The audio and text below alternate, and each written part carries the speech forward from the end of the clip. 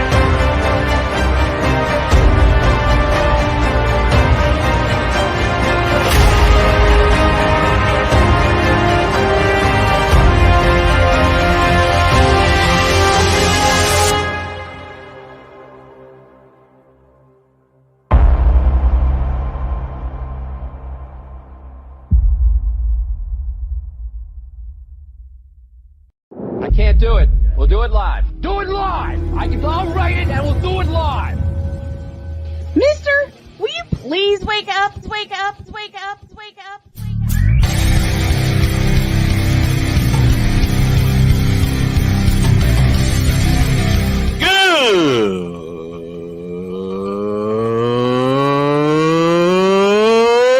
Good morning. Snowman here to all you Brock Purdy and San Francisco 49er haters. Shut up! I gotta thank you, Shane. I mean, whatever happened to the games where breaking 100 points was, I don't know, unusual?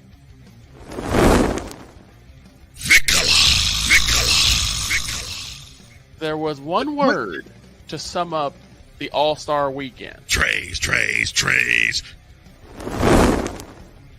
Cause we take this job so serious. Splash Brothers, yes. Ray Allen, replace him with Steve Kerr. Reggie Miller, yeah.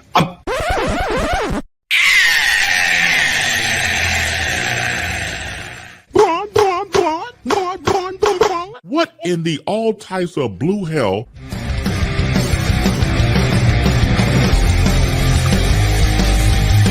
Oh yeah!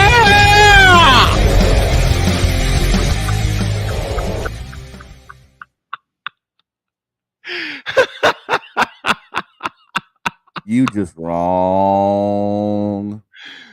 I didn't do it.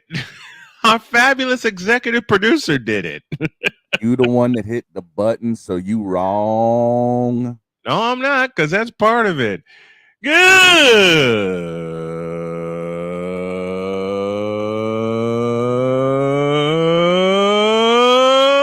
morning. Welcome to the tripped out Thursday edition of Snowman in the Morning. Can't even get through an intro without laughing. This part is brought to you by... This portion is brought to you by SeatGeek. NFL is here, NHL and NBA are both on the way, and you want to attend some games, don't you? Of course you do. Not the NBA Cup, though. No, hell no, not the NBA Cup. But you want to attend some NBA games. What you do is you go to SeatGeek.com, use the code Snowman Multimedia, and you get $20 off of your first purchase. That's only with the power of SeatGeek, where fans can fan. And we have got a lot to fan about today. Chris Simpson will join us during hour one as I get my legs situated because I got to follow doctor's orders and keep them elevated. Chris Simpson will join us during hour one. Chris DIETZ will join us during hour two. And I'm going to try to figure out an intro for Chris in the next 20 minutes. I don't know how I'm going to do it. I don't know where I'm going to do it, but I'm going to figure it out. Speaking of figure things out, this is the Whip Around presented by Fanatics.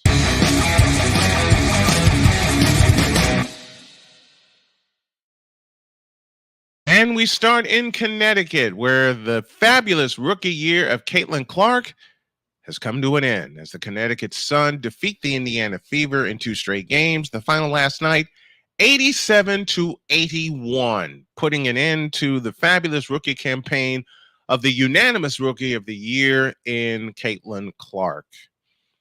Man, I was so looking forward to them pulling the upset. Yeah, but the Connecticut Sun were just way too strong. And better. Yep. And stronger. Deeper bench. deeper More experience. team. The whole 9 yards. Yeah, the experience factor really got Connecticut through the second game, because Indiana was right there. Indiana was right there. They were tied with less than 2 minutes to go, but then Connecticut finished the game with a 9-2 run, which put the game out of reach. And I expect that Caitlin Clark and the Fever will only get better next year. So congratulations to the Fever on your playoff appearance. May there be many more in the career of Caitlin Clark. Speaking of point guards, anybody remember the name Derrick Rose? Well, Derrick Rose, after 15 seasons, had decided to call it a career. The former #1 overall pick announced his retirement this morning. So congratulations to you, D Rose, on a fabulous career. And man, I'm looking forward to your retirement, looking forward to looking back at some highlights, which we'll do later this morning. And just congratulations to you, and thank you for allowing me and my crew to call your games for the years where you were at Simeon Academy, and just giving us all a fabulous time on what point guard play, old school point guard play, should be. I just wish that the injuries didn't take a hold of you the way that it did in 2012, because I believe had you stayed healthy in 2012, not only would the Bulls won the title, he would have ended his career in Chicago. But after 15 seasons, Derrick Rose, one of my favorite players of all time, has called it a career. And congratulations to you, Mr. Derrick Rose.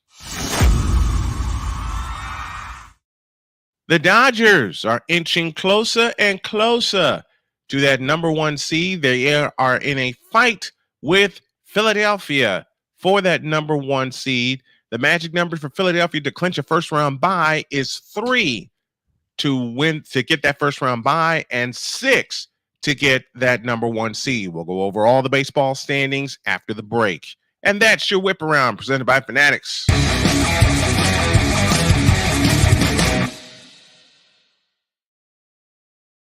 And I did all that improvisational-wise. But you are right about one thing. If those injuries, especially the knees, didn't screw D Rose over, I tell you, things would have been different. Well, we're going to have a lot of fun with the debate that we're going to have next segment. We're going to combine a segment between a talk about Derrick Rose and a little bit about baseball. And we're going to find out where the Royals stand in the playoff race. Shane Lake will have all of that. Droid will join us.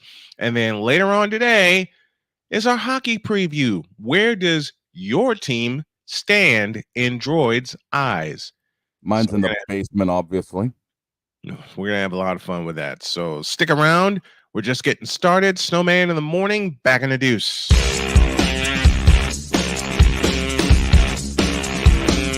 This is Snowman in the morning.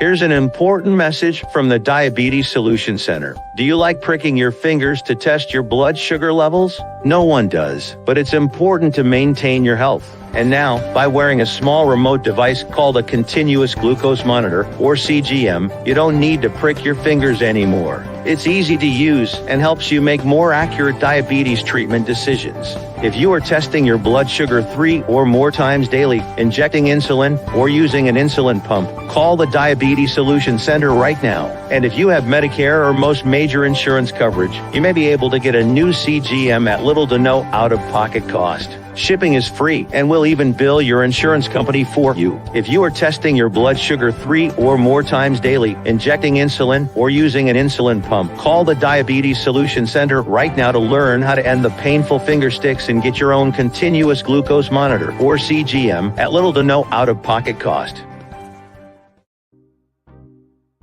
Quinn, Moment of clarity. I haven't watched BET in years. KP, Drake needs to come back with another triple platinum album. E Digger, and then you have Ray J. Like, I can't stand that River Cricket. the Guru. Okay, the level of crack she's smoking, I don't want it. BS3 Network proudly presents the Knucklehead Chronicles podcast, where from card tips to hot topics to meep of the week, anything goes. Live every Sunday at 2:30 p.m. Central.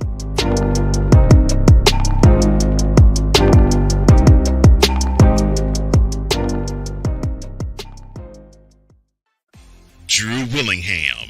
In this case, yeah, you put the blame on Kyle Shanahan for apparently not preparing the team enough for the overtime rules, supposedly. Cole Johnson. Peyton was considered the winner, and he was the darling of all darlings for Gerald. With a special appearance by Tyrone Alizé McDummy. Ain't nobody calling me. Text. Delete! Join these two football enthusiasts as they give you Total Football Talk. Live every Monday at 4 p.m. Eastern, 3 p.m. Central on the Sertoba Media and the Comey Media YouTube channels.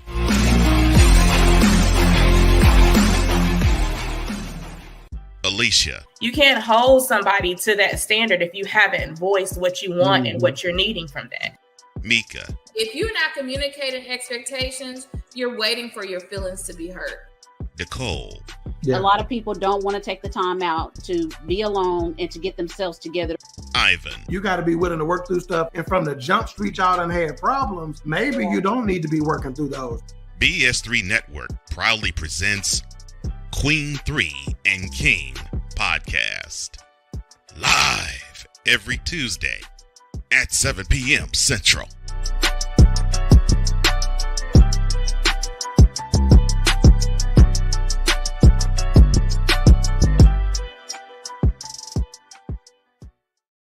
Mister, how do you operate this Twitter thing or this Instagram thing or whatever the heck?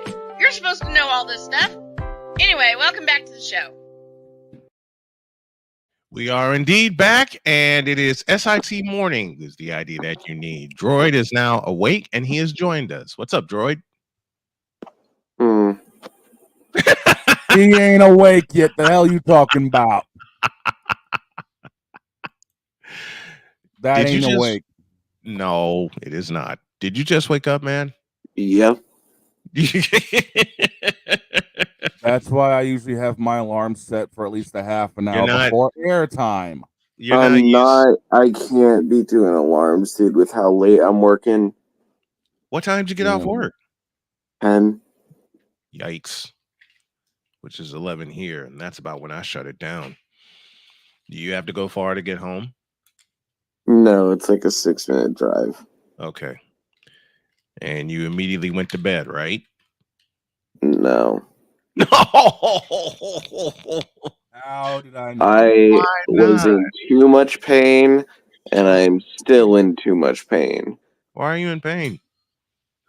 Multiple 8-hour shifts back to back to back after not working for 2 years. That would explain a lot. And I've been there. I've been there. Our feedback zone is presented by Fanatics, and it's RC who's the first chatter in. World of Women's Basketball. Might have to join that and do a lot for that. Beginning October 1st, Snowman in the Morning will be aired only on the Snowman in the Morning YouTube channel. So if you haven't subscribed yet, please do. Let me find this. Let me find this button here. It's way up here. I got too many buttons. Beginning October 1st, you can subscribe here. youtube.com/@SITmorning for exclusive content, interviews, and more. And the live show will be there beginning October 1st because we want to build that channel also, as Snowman Multimedia is transitioning into a play-by-play channel only. And that's due to the success, especially when we had the Big Ten Women's Championship back in. So that's why that transition is taking place. And Droid, my question to you, where are your Royals in terms of the playoff picture? We're almost out of it at this point. Oh no.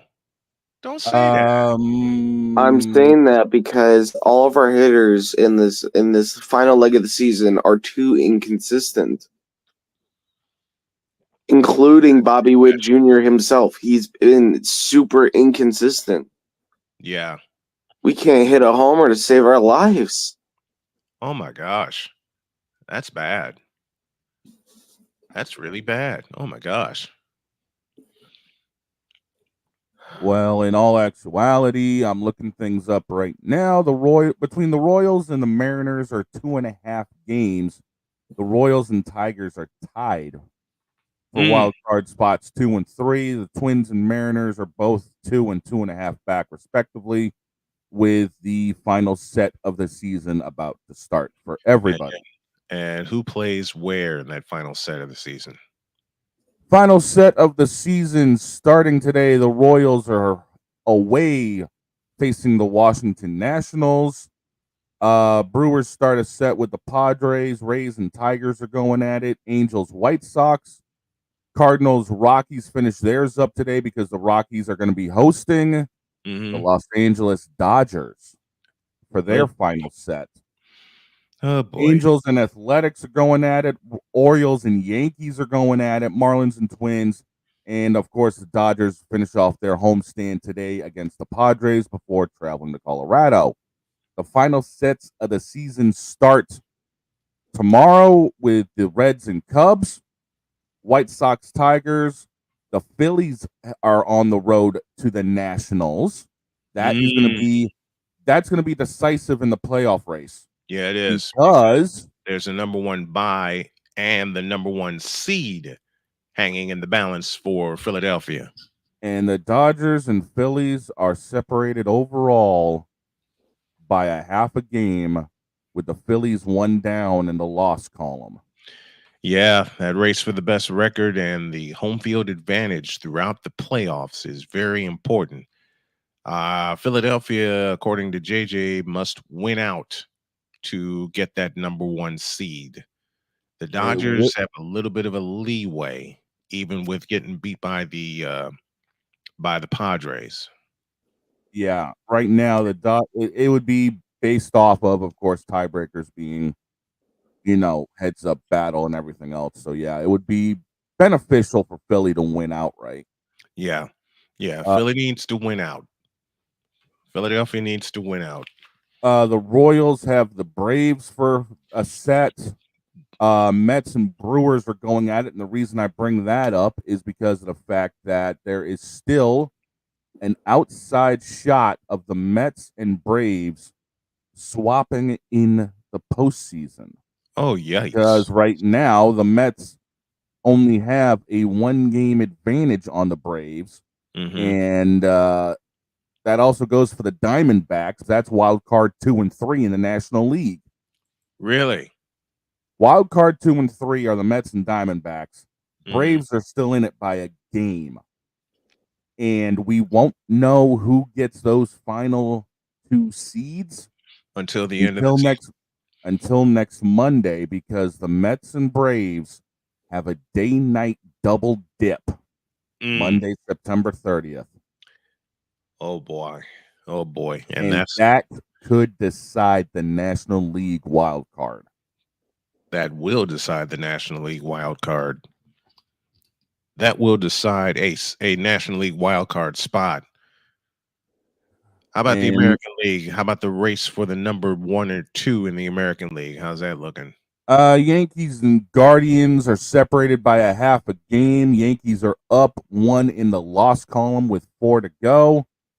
as previously mentioned, they will be hosting the Pirates for the final set of the season, while the Guardians are hosting the basically confirmed Houston Astros at 3 seed.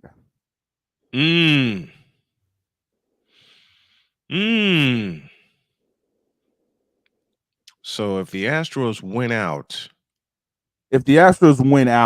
they're basically locked in they're at. They're locked in at the number 3. They're locked in at 3. Okay, so they have to host a wild card series.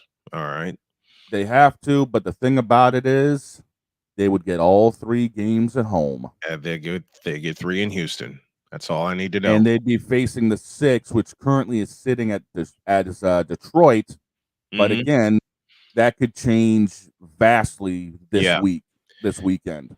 Well, we will indeed have that wild card series on Snowman Multimedia. I've got everything organized.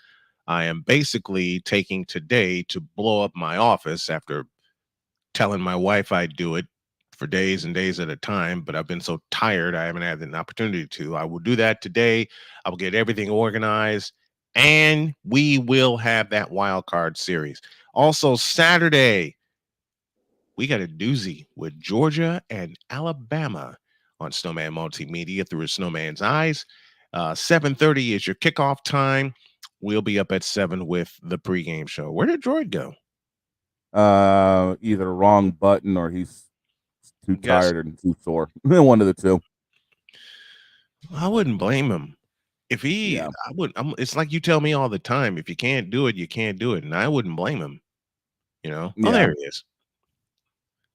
There he is. Did you push the wrong button? Yes. I thought so. What the hell happened? What did I do? That's what the Lakers fans are going to be saying this year when they're out of the playoffs again. What happened? By March. Oh, no, they know what happened.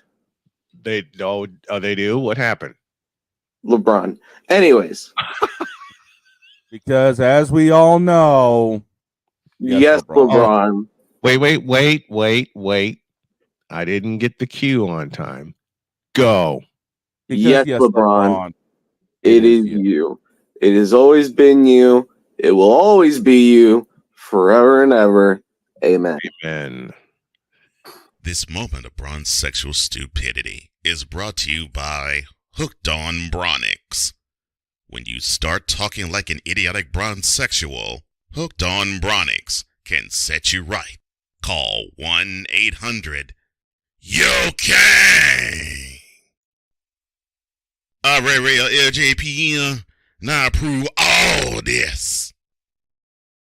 Thank you for that bit of genius. Gotta love the city feel. I'm gonna convince him to bring that back for one episode. Yes. I found the original that he did last year. Oh God. I'm going to unleash that very soon. Let's pause. When y'all get back, a short discussion on Derrick Rose, and then Chris Simpson will join us at the bottom of the hour to talk some football. Thursday night football tonight. Dear God in heaven.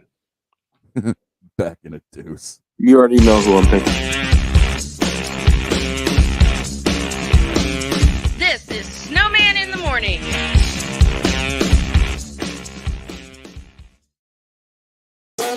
The original Think Drink is back. Level up with proven ingredients formulated to crush your competition. No gimmicks, no jitters, no messing around. Just high potency results that keep you moving day or night. There's a new nerd in town, and we came to play. SeatGeek is the ticketing app for fans like Boomstick Lady. No free throw is safe from the roar of her sticks. SeatGeek helps her find a seat in the direct eye line of the shooter so she can sit where her boomsticks make the biggest boom. Everybody okay? SeatGeek handles the tickets to sports, concerts, and more, so fans can fan. Whether it's news, the largest egg producer finds bird flu in chickens at a Texas plant, weather, devastating tornadoes rip through the heart of the United States, inspiration, a breast cancer survivor completed the journey of chemotherapy, and now begins a future one of matrimony, or sports. Michael Jordan is shown on a photo with Diddy. LeBron James has a video extolling the virtues of a Diddy party. This has been yet another beating a dead horse presentation. We got you covered. BS3 Network, in association with Comey Media Incorporated, proudly present The Morning Shift with Cole Johnson. Live every weekday at 8 a.m. Eastern, 7 a.m. Central.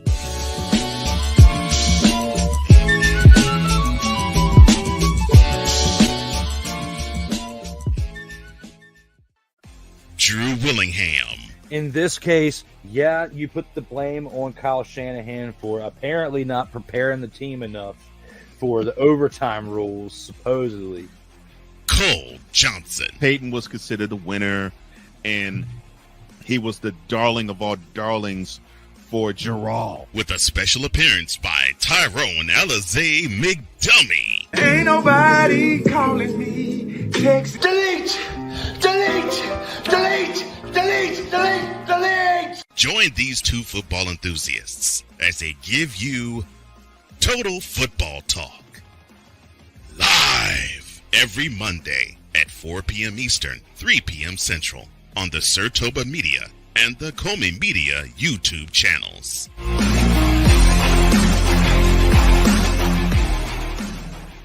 Nerd Focus. Smarter than energy. We were always hippies at heart, I guess, and that was one way that we showed it before we became full-time RVers. And we were definitely living small and minimally. What made us decide to go with Battleborn was everyone from their top leadership team down to their service department helped us so much the whole way through. Our relationship with Battleborn is so much more than business. And me and Dennis love to jam together. We've played together multiple times, and that's been an awesome transition. Be able to learn so much more about the business. Also, just make some awesome friends. Mister, how do you operate this Twitter thing or this Instagram thing or whatever the heck? You're supposed to know all this stuff. Anyway, welcome back to the show. Chris Simpson's on the way in 7 minutes time, and we go back to the feedback zone as Chris Dietz, who will join us during hour 2, says, got y'all beat, work till 4 a.m. Yikes. Victor Locke joins us from Chicago, says, good morning, gents. And he also says, please don't beat me up already. I got one more day in the office, and I'd rather not work with bruised ribs. We haven't bruised your ribs yet. Don't worry, Vic. I'm going to be taking all the ass whooping tomorrow. No, you're not. Yeah, No, I wait know how till it's going to October go. 8th, bud. I know exactly how tomorrow's going to go. It's going to be a 2-hour roast, funeral, and wake of me. But you're still sitting here, but you're still alive. Right? I said tomorrow, not today. And I repeat my sentence or sentences. You're still here. Hell, I got roasted. I got roasted when I turned 50 by my children. You know, for some crazy reason, they ain't pulled the card yet because they want me to suffer more on Sunday. You ain't gonna suffer on Sunday. You're gonna have too much fun. You think me calling the massacre of my Patriots is gonna be fun? Actually, yes. And I have 2 reasons. Being 1, you're gonna be full of medicine. And 2, you're probably, if I know you well enough, gonna be full of liquor. Find the lie. I've hung out with you enough during the evening to know when you're full of liquor. I got nothing. I got nothing. Matter of fact, it wasn't a game I was calling, but it was a few NBA games I was keeping an eye on in 2016 when I was living in LaPorte, Indiana. This is before I moved to Jasper. And old Shaner found out I was on air, and he joined me from the bar. It was a slow night. It was a slow night. I was working, had nothing else going on. I know. Thankfully, we had a live hookup with the computer in the DJ booth. I was like, right, whatever. I was keeping an eye on the Warriors getting that number 1 seed and doing a live scoreboard, and I see Shane pop in, and he immediately says, "Forgive me in advance." I'm like, why? And all he says is, "I'm at the bar." Oh dear. Slow night. I was working. There's nothing really going on, and it's like, whatever. Mm-hmm. And the DJ let you get on the computer. I was the DJ that night. What exactly did you have that night? 2 Blue Hawaiians, a Grateful Dead, and a couple of Fast and Furious. I think it was after the Blue Hawaiians where you popped on. Yeah, it was short. Yeah, it was shortly into the night that I popped in. Yep. It was after the Blue Hawaiians that you popped on. Yep. Frightened the daylights out of me. Frightened the daylights out of me. That was still a fun night. Oh yeah, it was. I was up till what, 2 a.m.? Yeah, because I was locked up shop at like 1 and you were still going. Yep. I was still doing scoreboard up. I was only doing scoreboard updates at the time. I wasn't doing a full show like I am now. So we have reached the bottom of the first hour, and I have a treat for you.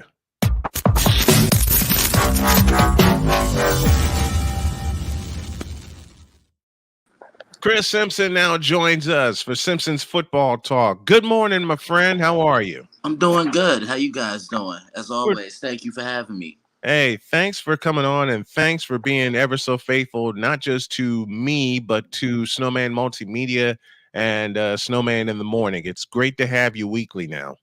Man, it's an honor. Thank you.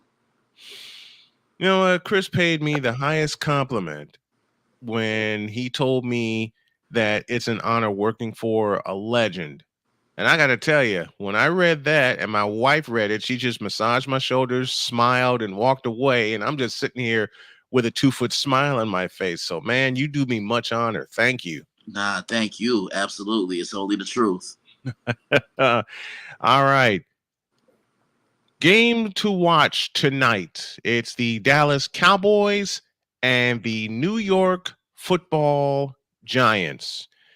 You know the records. I'm just going to give the floor to Chris and let him break this down. Oh, that's what we're doing? Okay. To start, yes. I'm already sick of hearing about the Cowboys. So listen. You know, Dallas has been beat up the last 2 weeks. You saw what the Saints did to them.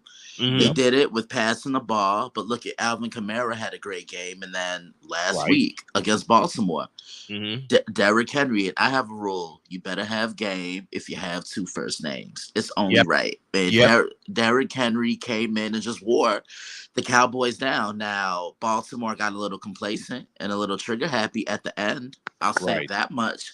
However, Dallas is coming in off a short week, and they're beat up. Yes. But, you know, I look at the Giants, and, you know, the Giants did what they had to do against Cleveland, got to Deshaun Watson 8 times, got a running game going. And this was Malik Neighbors' coming out party. He came out, tore up that Cleveland secondary. So I'm curious to see how he builds off that first game tonight, and can the Giants continuously get him into a rhythm. But here's the thing, Brian. Dak Prescott always seems to ascend to higher levels when he plays the Giants. This is a la Tom Brady playing the Buffalo Bills. This is Josh Allen against the Miami Dolphins. This is Aaron Rodgers against the Chicago Bears. Dak Prescott has a really good record against the Giants, and I think the Giants keep it close. But I think Dallas gets back on the winning side of things tonight. I like the Cowboys. All right, man. So make our pick now. Shane, go for it. Well, officially speaking, it's an over-under at 45, and Dallas is favored by 6. Mm-hmm. I don't trust that worth a damn.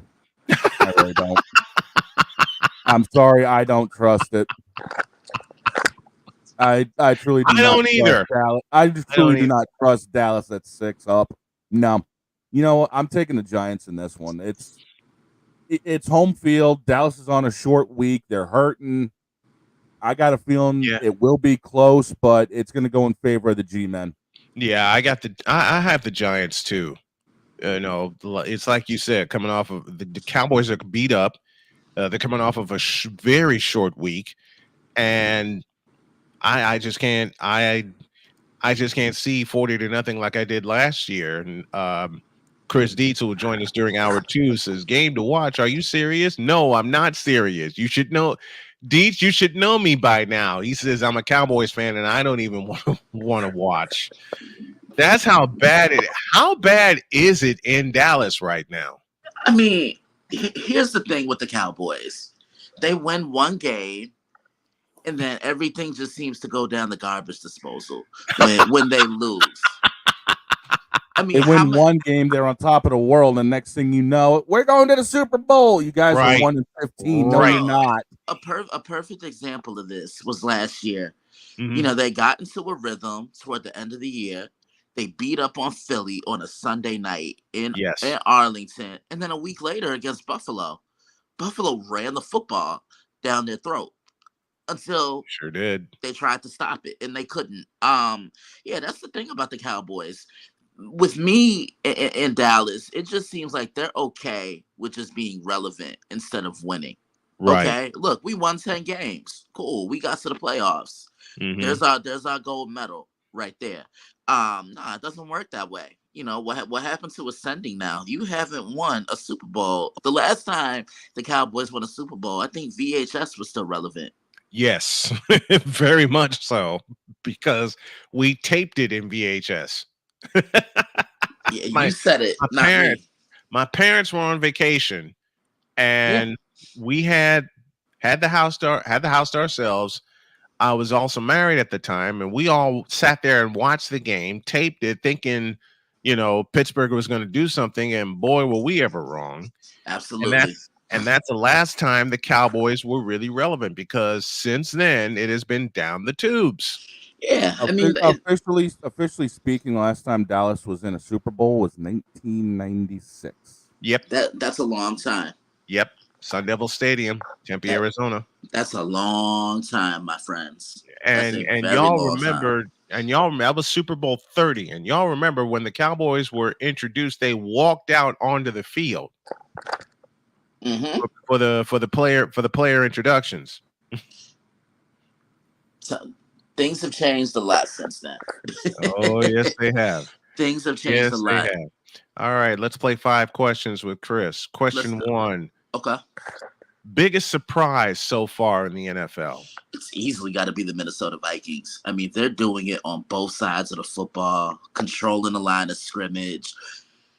But to me, it's been the bounce back of Sam Darnold. And sometimes it just takes one coach to really believe in you. You can't sit here and tell me he's not motivated.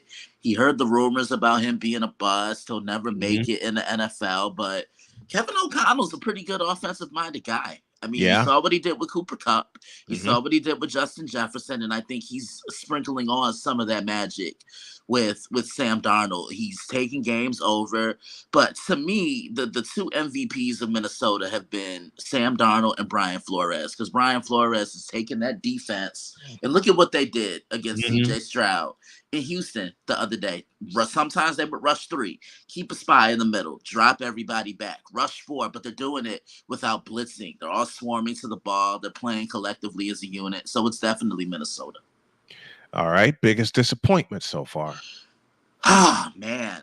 I mean, I'd be lying to you if I didn't say it was the Cincinnati Bengals. This was a team that was just in a Super Bowl a couple of years ago, but they have distractions upon distractions. You can't sit here and tell me that this Jamar Chase thing is a lot more of a distraction than they wanted it to be. Absolutely right. They missed Joe Mixon because he brought balance, a quiet balance to the offense, and defensively they're not as consistent as I thought they were. They were able to get to AFC championships. They were able to get to that Super Bowl because they did it with defense. They were rushing 3 and playing man coverage on the outside, and you know how difficult that is. And I'll also say this: Joe Burrow, to me, is the quarterback that many people label Lamar Jackson as. Lamar's a little bit more dependable, and he's a little bit more available than Joe has been. True, very true. I mean, this, especially the Monday night game. Look at the Monday night game against Washington, and it just seemed like Cincinnati just couldn't keep up with them. Okay, I'll say this: I agree with you to a certain extent. However, I don't think you can put that blame on Joe Burrow because the last time I checked, Joe doesn't play defense. True.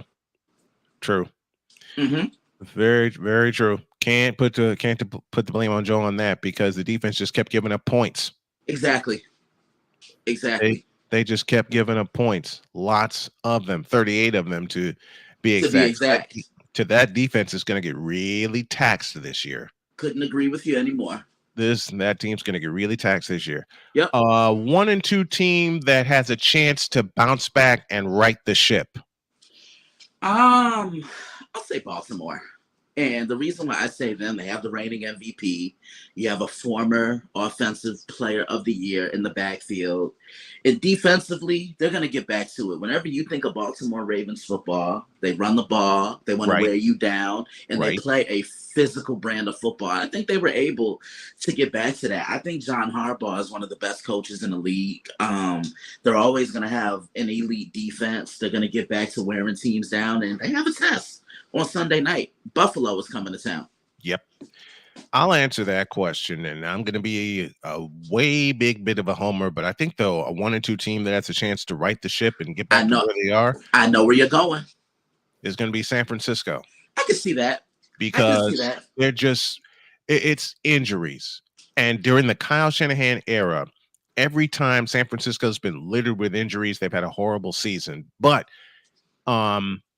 with these injuries, Deebo Samuel's going to be back. George Kittle, I believe, will be back this week. I had to check the injury report. But they really miss Christian McCaffrey.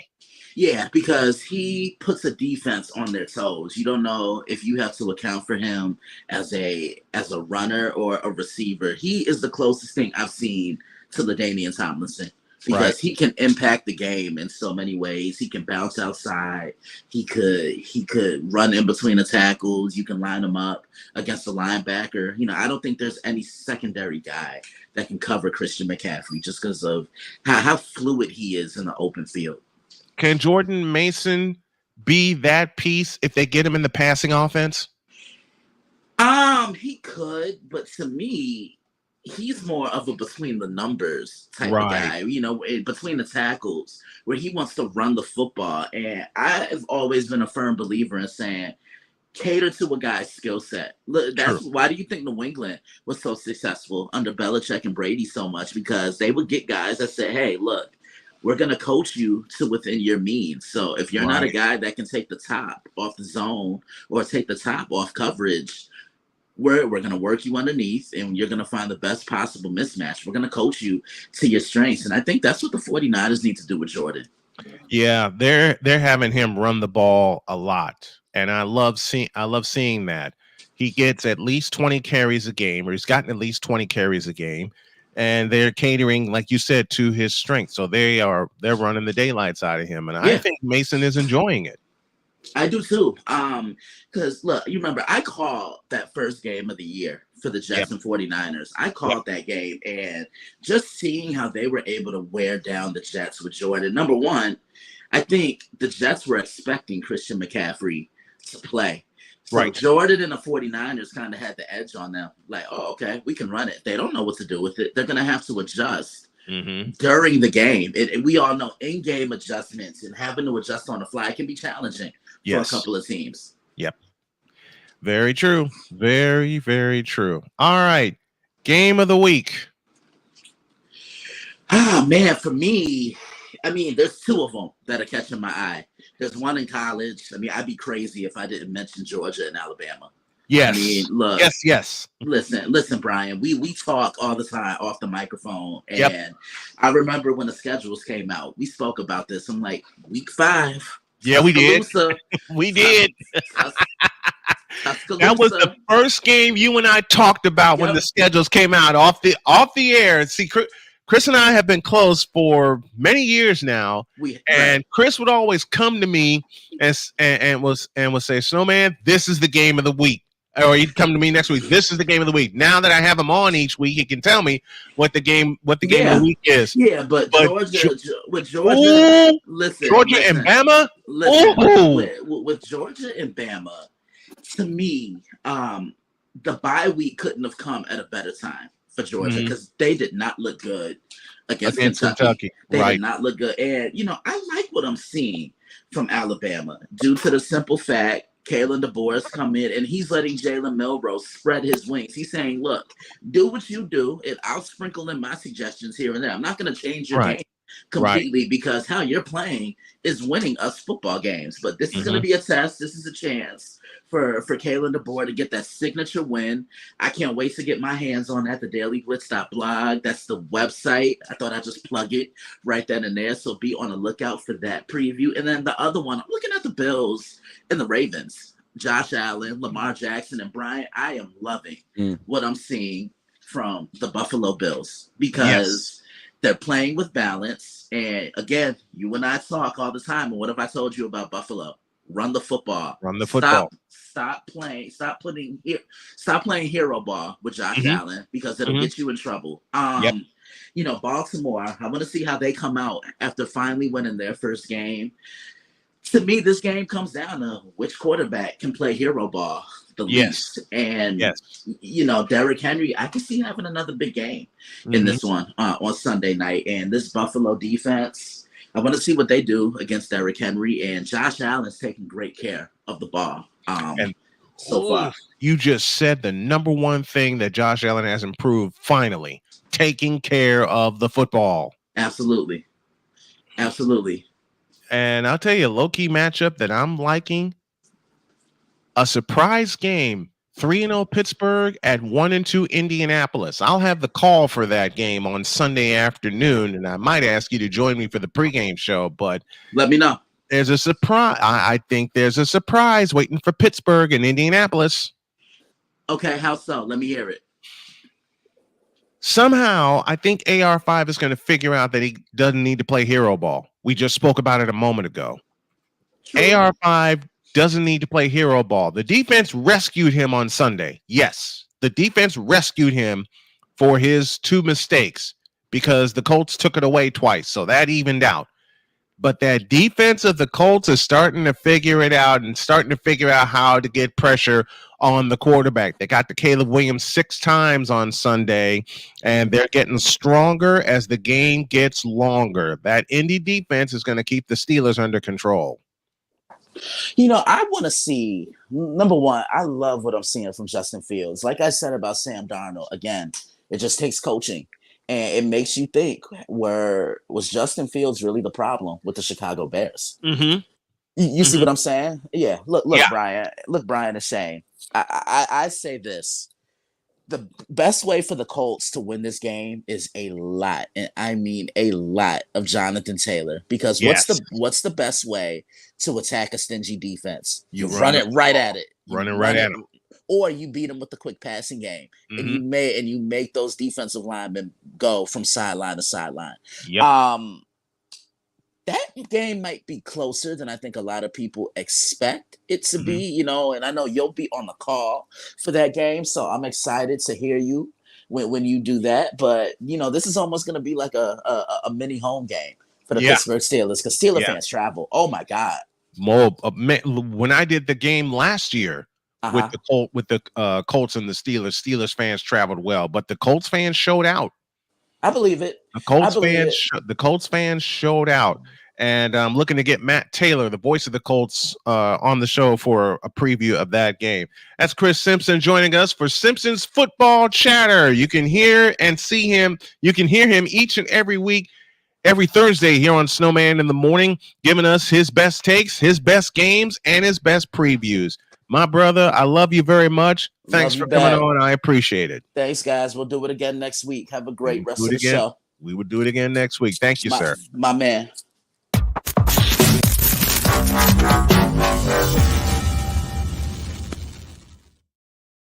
Snowman, the odds makers actually have the Pittsburgh Indy game, with Pittsburgh only favored by 1.5. So they are thinking that's going to be close. Tomorrow, we will not do our picks during the show. We will do them at 4 p.m. Eastern as an extension, because I have a special guest picker who will join us from the West Coast. You're going to keep me busy on my birthday. You know this, right? You darn tootin' I am. Yeah. Oh, shut up. You enjoy it and you know it. Yeah, so I guess my picks don't matter on the Dallas Giants game. Well, who would you have? Giants? No. No? You're actually taking Dallas in this one? Victor's going to love me and hate me for this. Okay. This ought to be. Ain't nobody calling me. Shut up! Texting me, paging me, asking me, are we still on board? Man, shut up with that crap. I'm taking Dallas to cover and win. I'm taking the Giants. What's the spread anyway? Dallas by 6? Dallas 6 over under 45. I'm taking the Giants and I'm taking the points. Hell with it. Well, yeah, the Giants win. Of course the Giants cover. Yep. I'm taking the points and I'm taking the Giants. If I'm wrong, I'm wrong. And I'll sit here and I'll say I'm wrong. I've had to do it many times in 11 years.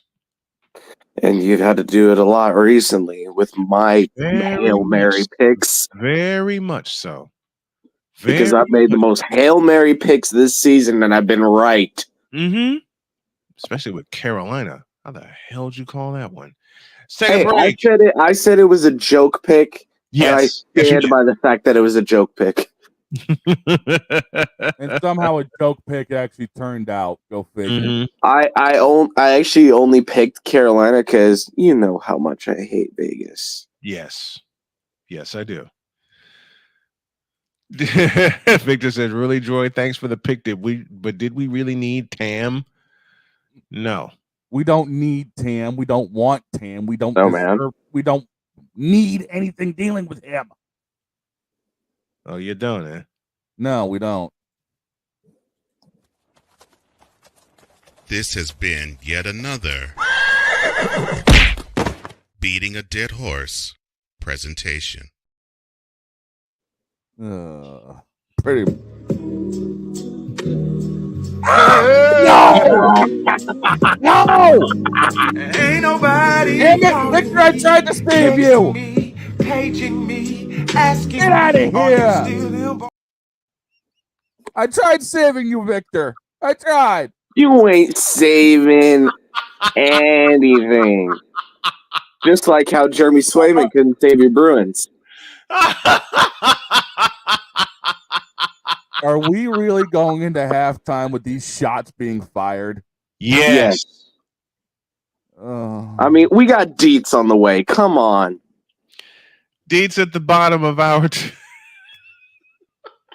Since Snowman can't complete his sentence, we got Dietz coming in at the bottom of our 2. And don't forget... Hey, look, Dietz is already firing shots. And I can't do anything about it. And don't forget, Snowman in the Morning will be in Chicago, October 22nd and 23rd, I believe. Mm-hmm. We will indeed be live from Chicago, where he will be calling an NHL game, too. I will indeed. And don't forget, use code SITM Morning when you purchase SeatGeek tickets. As the NHL season is approaching, your team is going to be desperate for attention. So don't forget to use code SITM Morning for 10% off your SeatGeek purchase. And if you want to help out the show, use that little cash tag down at the bottom, Tall Man Dr. K50. Someone asked me why I chose that tag. It's pretty simple. Because at the time that I put it together, Jody and I both turned 50. So that's why I use the tag. Let's take a break. We're going into halftime, man. When y'all get back, it's a potluck segment. Oh, good Lord. Snowman in the morning, back in a flash.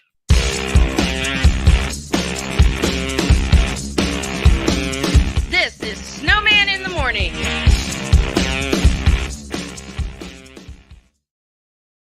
Whether it's the men's college game, The way that this season has been going, yeah, anything is possible. the women's college game, And how passionate Angel Reese was at that press conference, they got their mojo now. the WNBA, AJ Williams stood 1-2, followed by Brittany Griner, Aaliyah Boston, Jackie Young, or the NBA. The Lakers had a 0.8 chance of winning. And then what happened in the fourth quarter?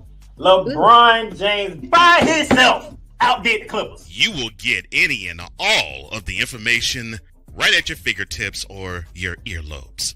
Join the Playmaker as he breaks down all things basketball in Shooting Lights Out on the Playmakers blog, network YouTube channel, and where you can find podcasts.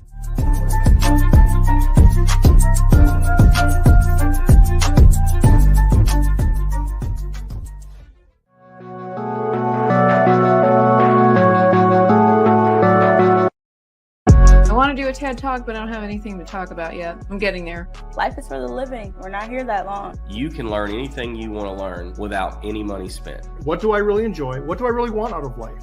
I am your host, WIZE. Are you in a life holding pattern? Well, this is for you. Welcome to the Stuck in My Mind podcast.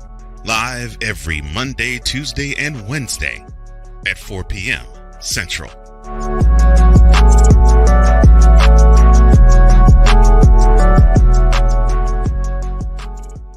Join the transporter to Hades. Your butt and gut becomes one. Join the reformer of hooker whores. This is my daughter, Placenta Booty Johnson. Join the bronze car. Whenever you are in distress, take off your baseball cap and throw it in the air. Join your very own superhero of broadcasting, Chris Bass. So whatever color crayon they get, they palm it and do two circles, and that translates to I can beat up black people. As he takes you through the week's paces in Baseline. Live every Saturday at 8 a.m. Eastern, 7 a.m. Central, No, Pacific Time Zone people, just stay asleep when this is on live and just catch the recording. Oh, I'm sorry. Exclusively on the Chris Bass YouTube channel.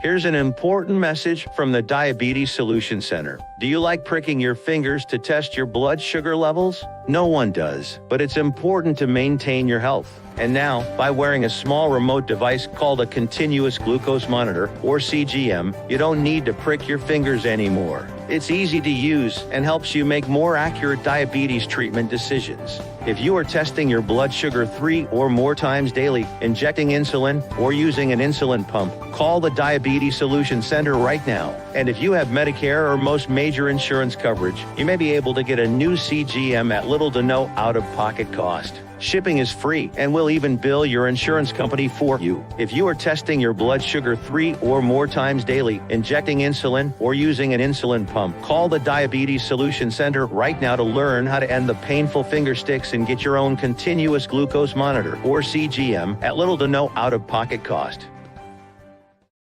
SeatGeek is the ticketing app for fans like Boomstick Lady. No free throw is safe from the roar of her sticks. SeatGeek helps her find a seat in the direct eye line of the shooter so she can sit where her boomsticks make the biggest boom. Everybody okay? SeatGeek handles the tickets to sports, concerts, and more, so fans can fan.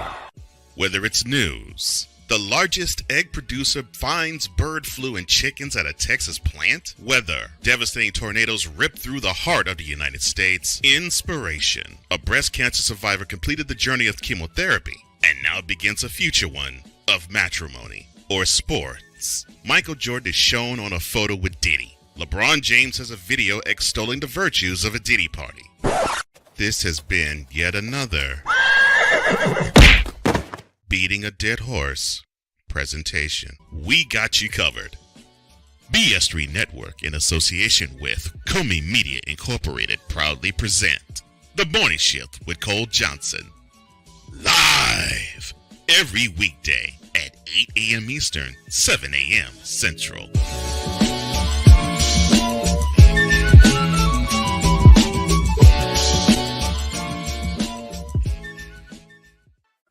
Drew Willingham. In this case, yeah, you put the blame on Kyle Shanahan for apparently not preparing the team enough for the overtime rules, supposedly.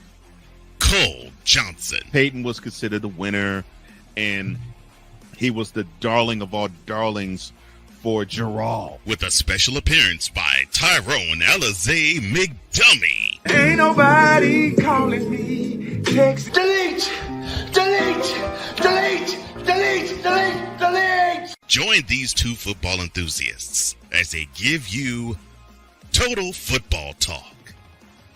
Live every Monday at 4 p.m. Eastern, 3 p.m. Central on the Sertoba Media and the Comey Media YouTube channels.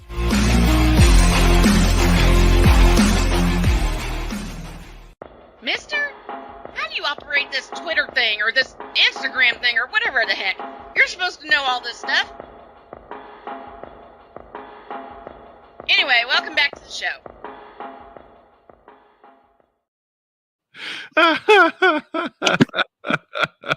Do I dare ask what is going on? 2 past the hour here on hour 2 of Snowman in the morning, and Brian has been broken. No, not yet. But I will be at the bottom of the hour when Dietz shows up. I already know it. To the Fanatics feedback zone we go. Victor says shooting 3-pointers instead of throwing touchdowns. Shut up! That broke me. I saw that. Real Sportscast says damn, and he says damn yet again.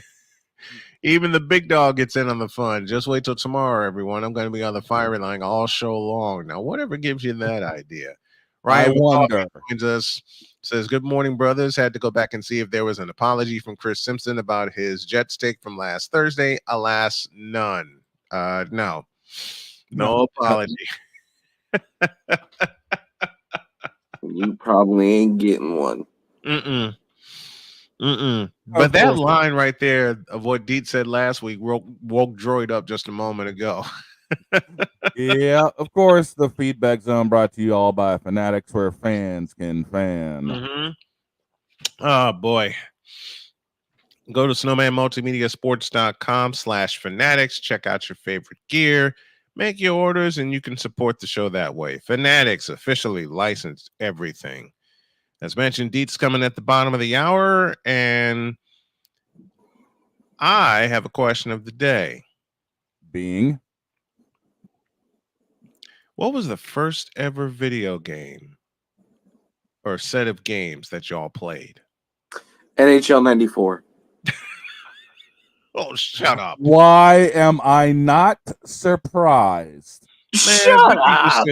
Victor used to wear me out with NHL 94. He used to wear me out because I would hear it while he was in the office. Of course, mine were the originals, Mario and Sonic. Yep. Mine, it all started with Pac-Man. I know Pong was out earlier. Space Invaders was out earlier. I didn't get to them. I got to Pac-Man first.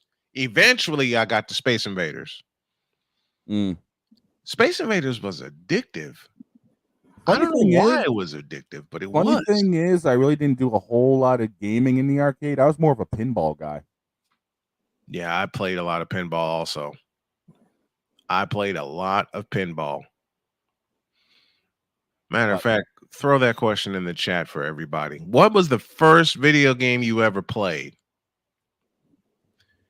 It was Super Bowl. Tecmo Super Bowl. There you go. Yeah. Shut up, Victor. He goes, yes, NHL 94. No.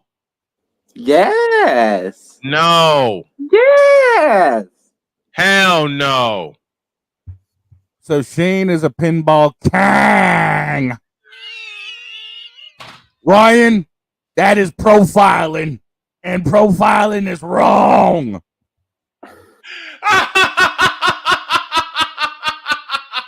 And I swear to God, if Cole comes up with that as a freaking stick, I swear to God. Oh yeah, pole position. Pole too. position. There you go. But in all seriousness, my first game was not NHL 94. Of course, I didn't grow up at that time. All right, When I was what was your able first to one? get my hands on an Xbox 360, the first game I loaded up was F1 2014. There you go. There it is. I can see that. Actually, no, it wasn't 2014. It was 2013. That was when Sebastian Vettel was still dominating In Red Formula Bull. One. When he was driving in Red Bull. And speaking of Formula One, we've all heard the news about Danny Rick. Yeah. What did he do? Retire? He said that the end for his career is imminent. Yeah, that doesn't surprise me. I mean, he hasn't had a good car in how long now? I mean, since he drove for McLaren. So, unfortunately, I think Danny's time has come. Unless, because the rumor is Sergio Perez is out of Red Bull after this year. That doesn't surprise me any. What if, hear me out, Red Bull gives Danny Rick one more shot? Does he really want to be number 2 to Max Verstappen, though? He was already number 2 to Max Verstappen. Verstappen took the number 1 from him. Plain and simple. And he can do it again. He just got to prove himself. Red Bull. Red Bull's gonna back Max till the day Max retires. Like I said, That's even if Max stays. Where's Verstappen gonna go? He could go to Mercedes because remember, you have all of these things happening within Red Bull. You really think Red Bull's gonna let Max go to Mercedes? Come on now, let's be real. No. He's not gonna really have much of a choice with Yoss. Hey, guys. Yeah. My wife got me this Nice. last Christmas. Yeah. I'm a tea drinker. I'm a gave coffee. you my heart. Shut up. Man, what is up? I gave Jody my heart 6 years ago. Why are we even remotely trying to sing Christmas songs before Halloween? Because I'm showing off my cup that my wife gave me. To the Fanatics feedback zone.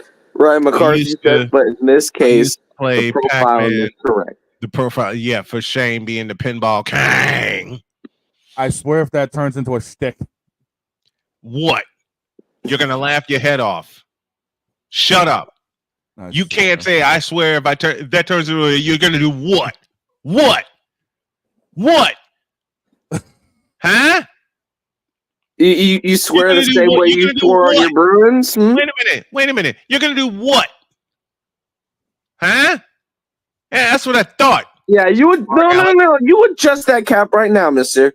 Listen, if that turns into a shtick, if that turns into a thing where Shane is the pinball king, look at the screen, son. Look at the screen. Oh, what you see Shane doing, and for our radio audience, for our audio audience, what you hear Shane doing, which is laughing his head off, is what he'll be doing when Cole turns that into a thing. Not if, but when. Come on now. Something tells me he's already got ideas. It's an evil genius. Listen.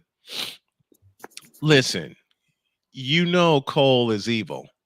And I mean that in the most loving way possible. Because I met you and Cole at about the same time. Yeah. Okay. No, I met you before I met Cole.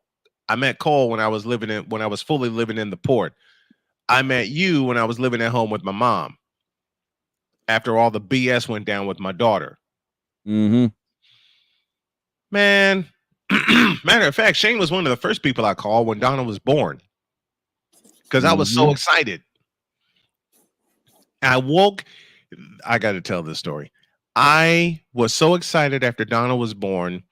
Liz told me to go home and try to straighten up the apartment. And I told the nurses that I would be back. I didn't have a car at the time, so I had to use the bus and my legs to get back to the apartment. I got in and I'm straightening everything up. Had my phone with me, so that's when I decided to call everybody. And Shane was one of my first 5 calls. Shane picked up when I called him and said, "What?" Like, it's me. Again, what? And I said, "Hi, Uncle Shane." Yeah. He hung up and I waited. He called me right back and he goes, "What did you just say?" I said, "Hi, Uncle Shane." "What the hell you mean, Uncle Shane?" I'm a proud papa." Okay. He hung up, called again, and went, "Huh?" I said, "Yes, I just welcomed a daughter yesterday." And Shane was over the moon excited. Everybody I called was so excited when Donna was born. And one of the first things Shane asked me, is she going to be a Pacer fan or a Bulls fan?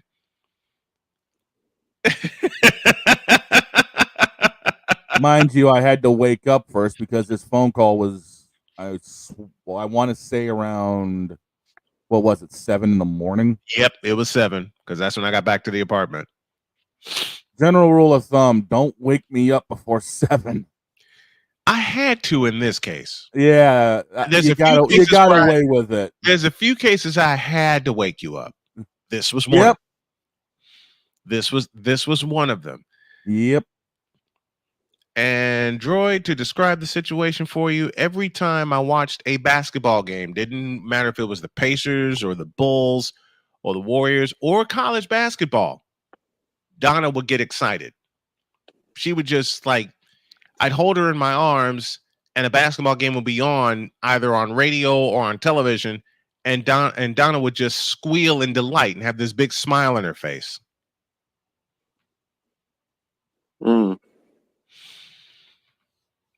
Oh, God, I miss that And girl. Vic says in the chat, you did the same thing to him. Victor, whatever are you talking about? Now watch this answer. What do you mean? Exactly. What do you mean? What I say? What do you mean? No. What they say? What they say? And I already know what's coming. Oh man. We are professionals. We just don't act like it. That is a shirt now. I will release it next week. Yes. At the top of the month, I will release the shirt that says "We are professionals. We just don't act like it." And it has the Snowman in the Morning logo on the back of the shirt. Nice. It has the script across the front, the letter logo. We are professionals, and on the back it has the microphone logo. We just don't act like it. Yes. I didn't want to use you guys' likeness without permission. You see what that got the NCAA. So I'm not going there. Yeah, they got the NCAA putting this big old problem they have now called the NIL, in which a quarterback quit. A quarterback for UNLV, I forget his name, quit over his NIL deal. Stupid. You're getting paid. You're getting paid, stupid. Why are you quitting?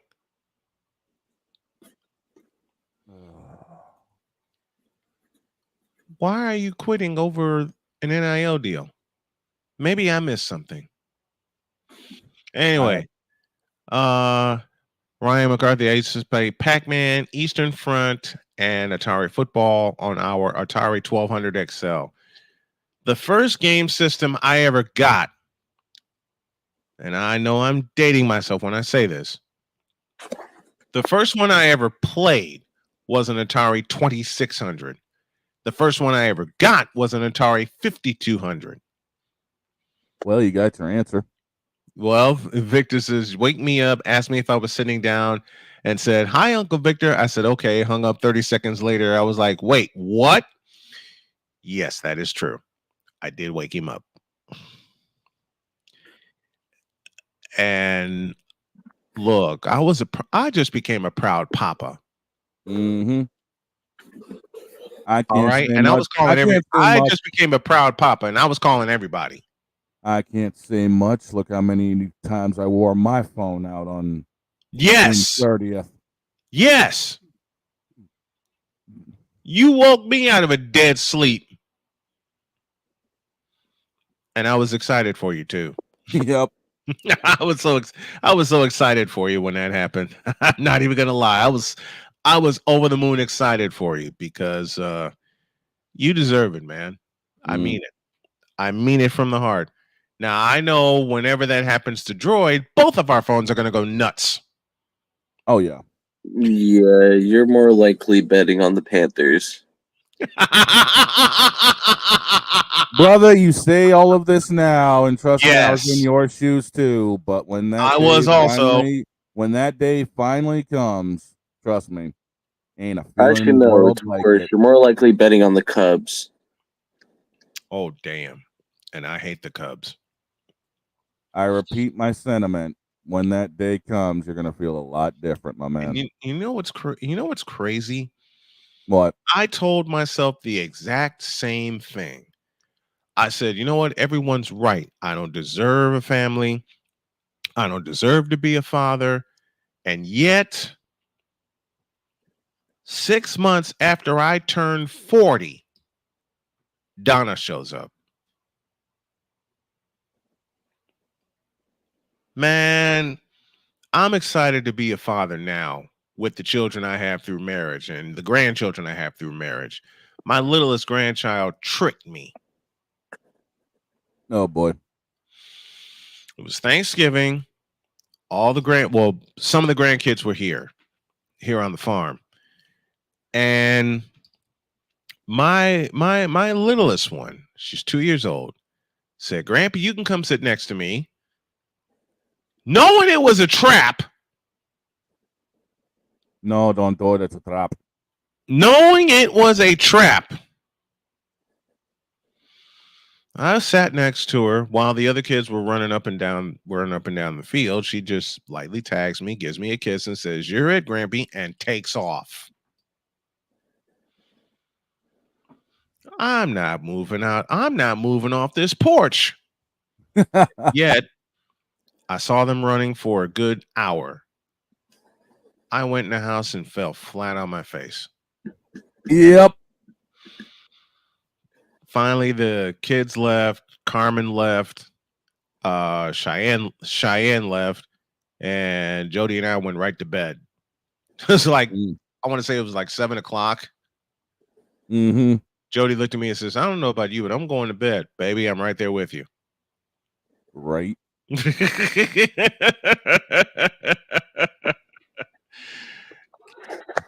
Let's take a break. Coming up, we'll warm you up for some college football, and Chris DIETZ will join us at the bottom of the hour. This is Snowman in the Morning. We're back in the deuce.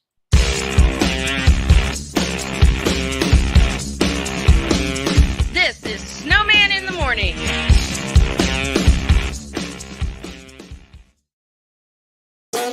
The original Think Drink is back. Level up with proven ingredients formulated to crush your competition. No gimmicks, no jitters, no messing around. Just high potency results that keep you moving day or night. There's a new nerd in town, and we came to play. SeatGeek is the ticketing app for fans like Boomstick Lady. No free throw is safe from the roar of her sticks. SeatGeek helps her find a seat in the direct eye line of the shooter so she can sit where her boomsticks make the biggest boom. Everybody okay? SeatGeek handles the tickets to sports, concerts, and more, so fans can fan. Whether it's news, the largest egg producer finds bird flu in chickens at a Texas plant, weather, devastating tornadoes rip through the heart of the United States, inspiration, a breast cancer survivor completed the journey of chemotherapy, and now begins a future one of matrimony, or sports. Michael Jordan is shown on a photo with Diddy. LeBron James has a video extolling the virtues of a Diddy party. This has been yet another beating a dead horse presentation. We got you covered. BS3 Network, in association with Comey Media Incorporated, proudly present The Morning Shift with Cole Johnson. Live every weekday at 8 a.m. Eastern, 7 a.m. Central.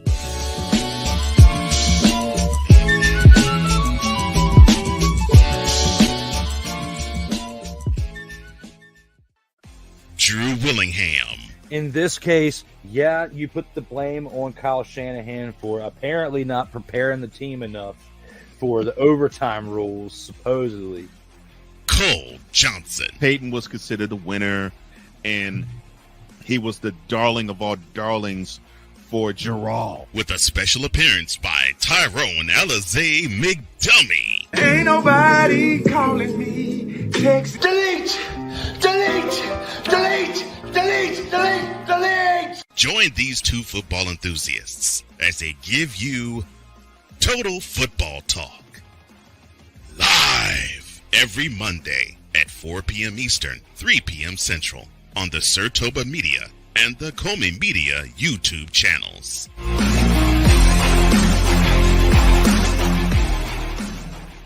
Nerd Focus. Smarter than energy. We were always hippies at heart, I guess, and that was one way that we showed it before we became full-time RVers. And we were definitely living small and minimally. What made us decide to go with Battleborn was everyone from their top leadership team down to their service department helped us so much the whole way through. Our relationship with Battleborn is so much more than business. And me and Dennis love to jam together. We've played together multiple times, and that's been an awesome transition. Be able to learn so much more about the business. Also, just make some awesome friends. Mister, how do you operate this Twitter thing or this Instagram thing or whatever the heck? You're supposed to know all this stuff. Anyway, welcome back to the show. Welcome back. College football is the name of the game here in hour 2, and I believe Dietz is ready. He is ready. So, let's do it. Passionate. Come after me! I'm a man! I'm 40! Unflinching. Let's go back to losing. Parking was easier. Unrelenting. They're not gonna keep him off the field tonight! Totally. This one has a chance! Dietz.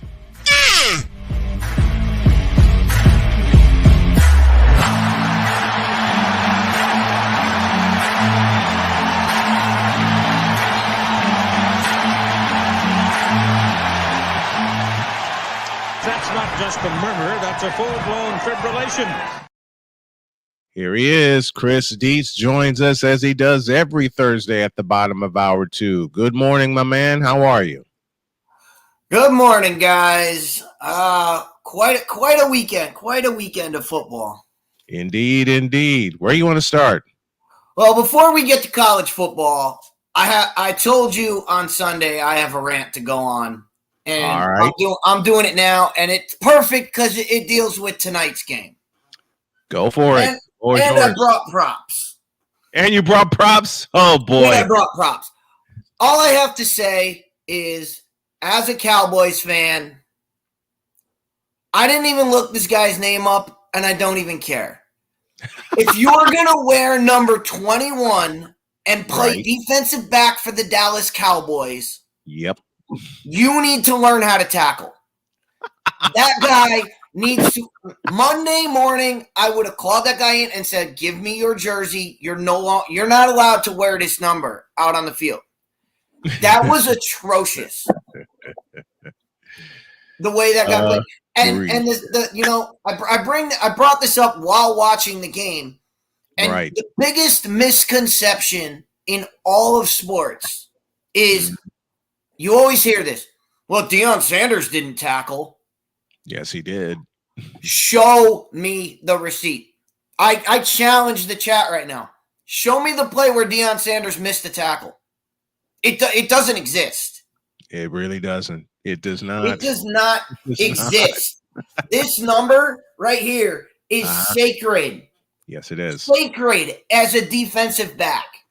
Mm-hmm. You don't get to wear 21 if you're going to miss tackles and let guys run for 50 yards. Right.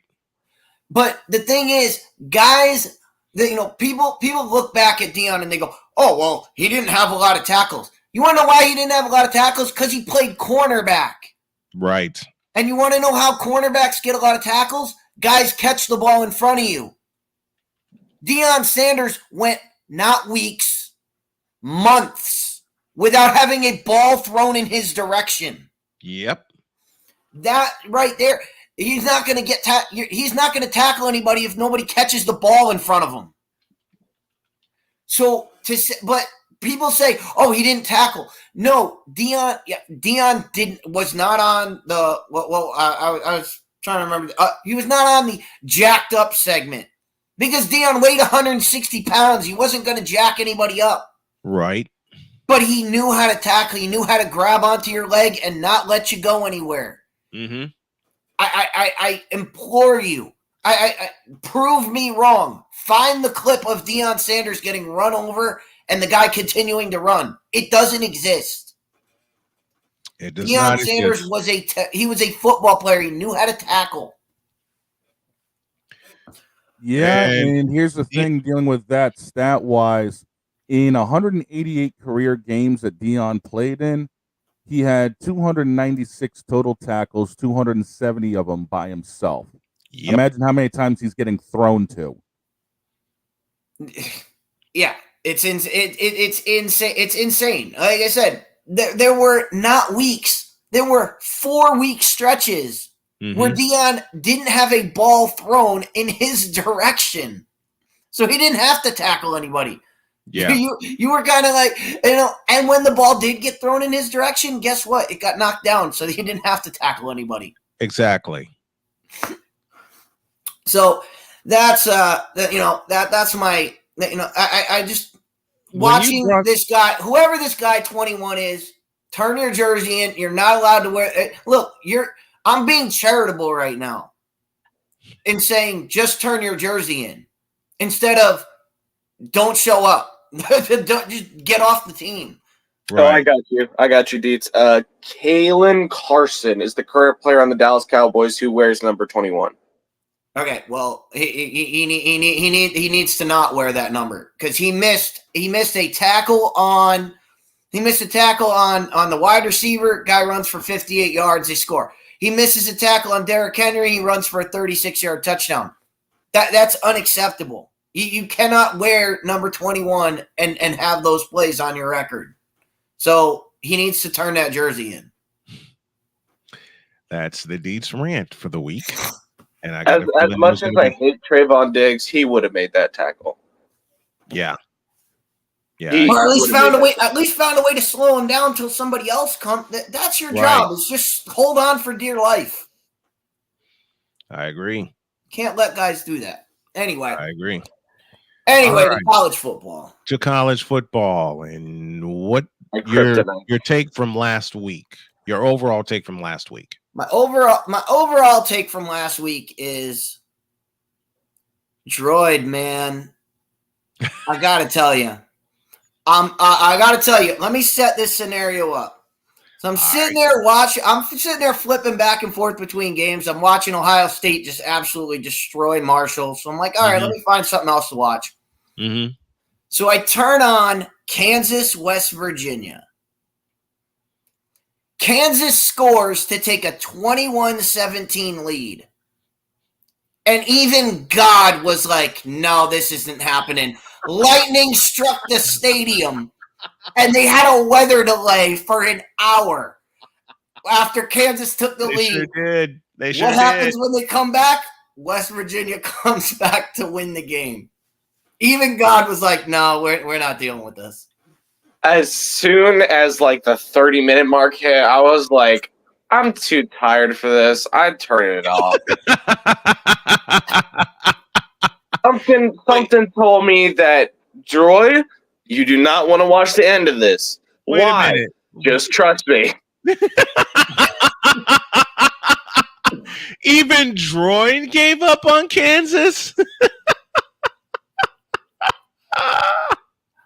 Something about Daniels in the fourth quarter.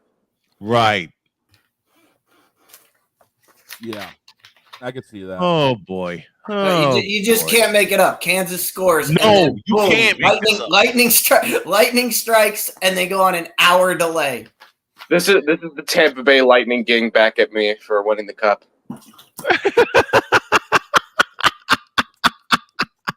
Probably. You hope it is. You hope it is, Shane, because we beat your team to get that cup. Shut up. All right. Deeds, biggest surprise so far in college football? The biggest surprise is really that there haven't been any surprises.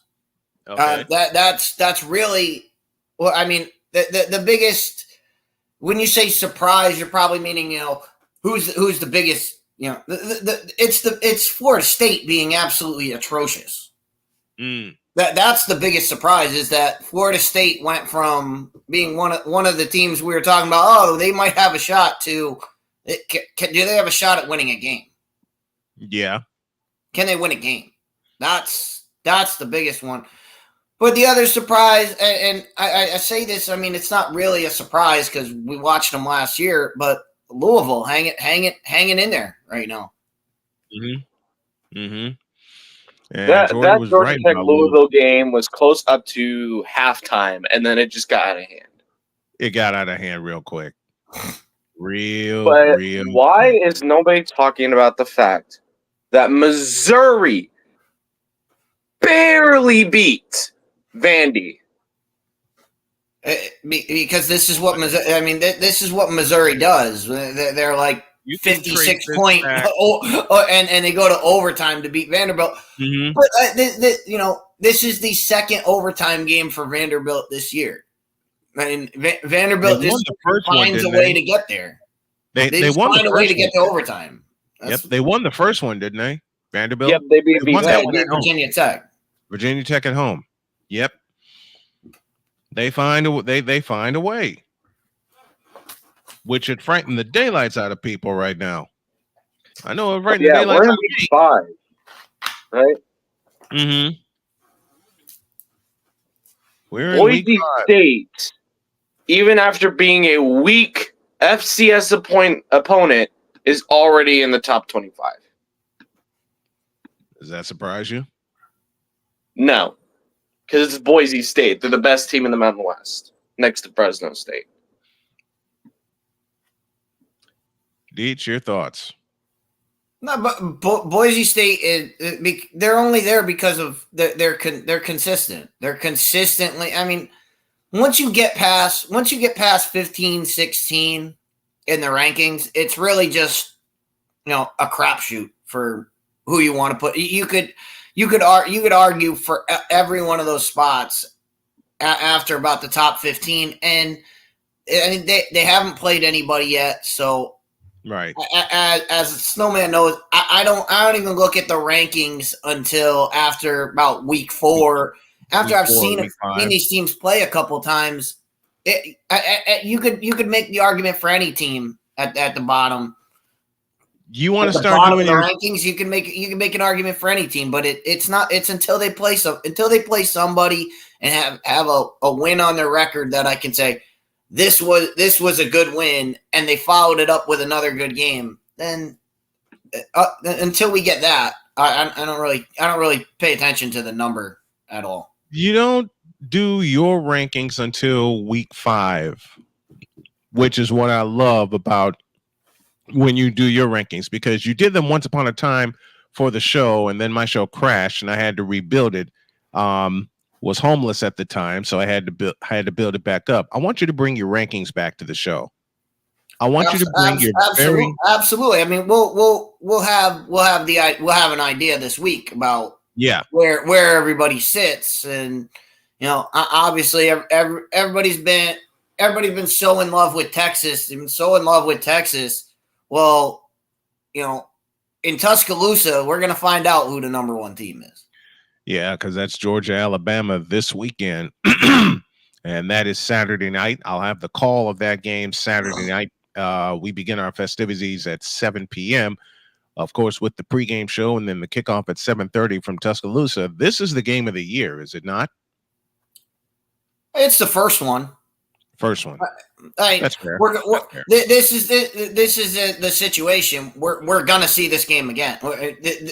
We're gonna see this game again, and this time it's gonna be in Atlanta. So SEC championship. Yeah, I mean, I wouldn't be surprised. SEC championship. Yeah. So you're gonna get one game in Alabama. You're gonna get one game, and we're probably gonna see this game 3 times this year. SEC championship, national championship, and in some form in the playoff. Yeah. This is the first of a triple header. I can see it. Yeah, I can see it. I know this is too early, but if you had to pick your top 12 teams, and you said you wouldn't do your ranking, we wouldn't have you do your rankings until next week, but give me a general sense of who you think would be in the playoff right now if the playoffs started right now. And I know it's way too early, but want to warm the fans up for your top 25. And I'll tell you all this, when Dietz sends me his top 25 on Tuesday, I'm going to put it in graphic form and y'all will see the splash come across the screen and everything like that. So who's in your top 25 right now? It's pretty much the SEC West minus Mississippi State and Texas A&M. Every one of those teams is going to be in there. Ole Miss is going to be in there. LSU is looking really good. Mm-hmm. Despite their hiccup at the beginning of the year, but they seem to be getting it under control. So right, I like where they're going. Mm-hmm. We obviously got to watch out for the Hurricanes. Came out of the gate strong, but we all know with Miami, it's not how you start, it's how you finish. Yep. It's how you finish. So we'll take a look there. Georgia's in, even if they lose this weekend at Alabama, that's not going to hold much weight to them because A, the rest of their schedule, and B, it's Alabama. Alabama. Yep.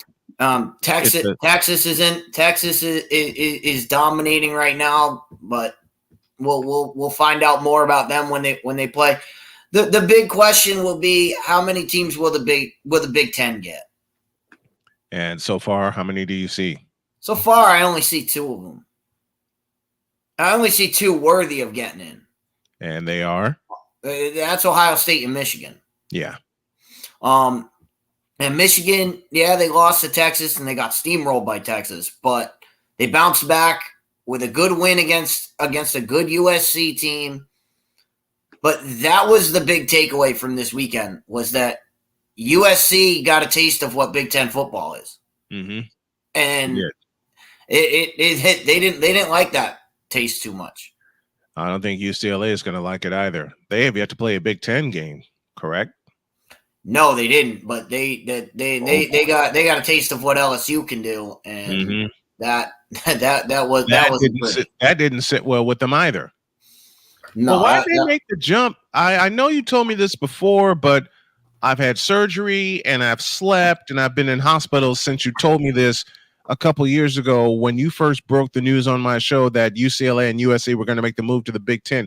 Remind me again from your eyes on why. They're just following USC.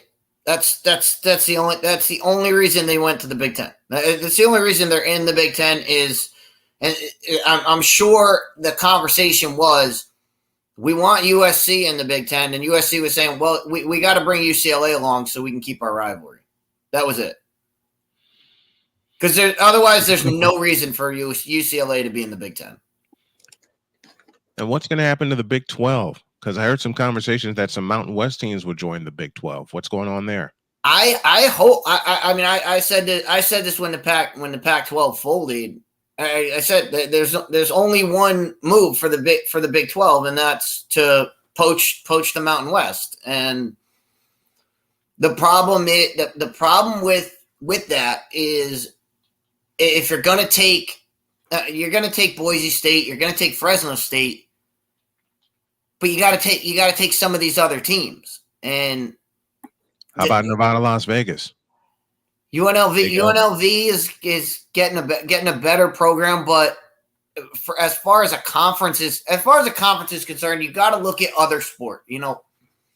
I know we focus on football and we focus on the conferences for football, but to take in UNLV, like what else are you taking in other than their basketball tradition?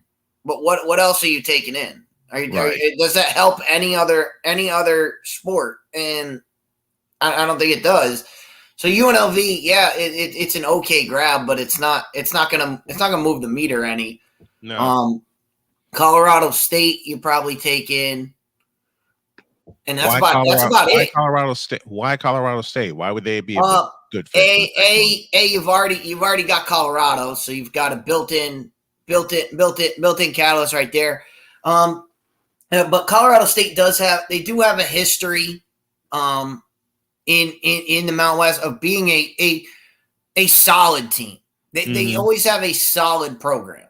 Yeah, they've been that way. So I wouldn't be shocked if those three would be hands down. You're going to take them, but then it's finding the rest. It's finding the rest, and what you don't want a spot where like we just talked about with Vanderbilt. You don't want Vanderbilt Vanderbilt has no business being in the SEC for football.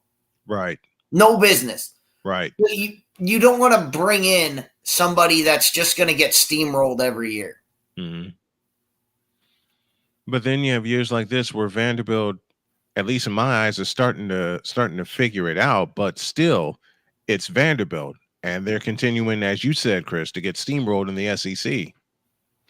Yeah, they're gonna get steamrolled constantly, but we know why Vanderbilt's there. A, they're there for grades, and B, they're there for baseball. That's it. Yep. That's it. And I know a few kids that played at Vanderbilt for baseball, and that's the power. That's the power sport at Vanderbilt, isn't it? Mm-hmm.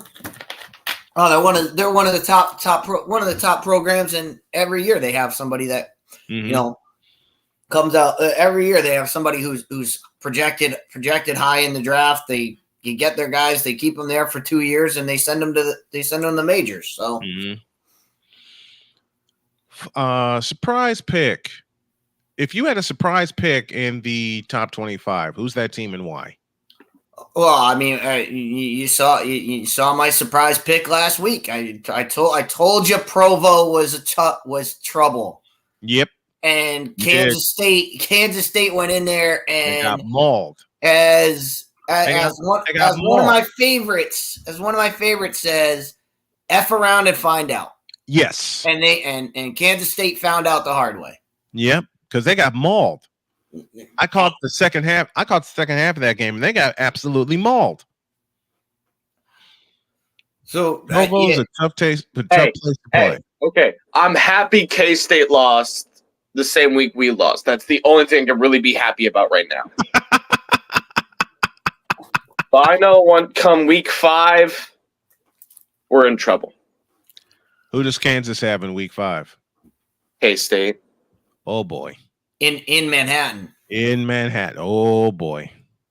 Oh boy. If this is basketball, we have this locked. But sadly, basketball is not for a while. And that's the sunflower battle. What's a kick time for that game? You're gonna make me look at my own misery. Yes. Right now, it's to be determined. All of those games are to be determined. Yeah, usually it's TBD. Yeah, it says October 26th to be determined. Yeah, it's way too far out. The TV is gonna move that game around. Okay. But there's one Mountain West team that is terrible at football. And that team is? But they have a decent basketball team. And that team is The Lobos. New Mexico. They won the Mountain West last year in basketball. They finished last in the Mountain West last year in football. And that's the thing. The Big 12 doesn't need any help in basketball. Basketball, they're covered.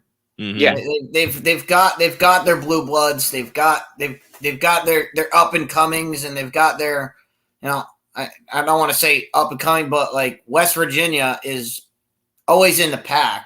Mm-hmm. As far as basketball goes, obviously you've got Kansas. You've got Iowa State. You've got all of these teams. So in basketball, they're covered.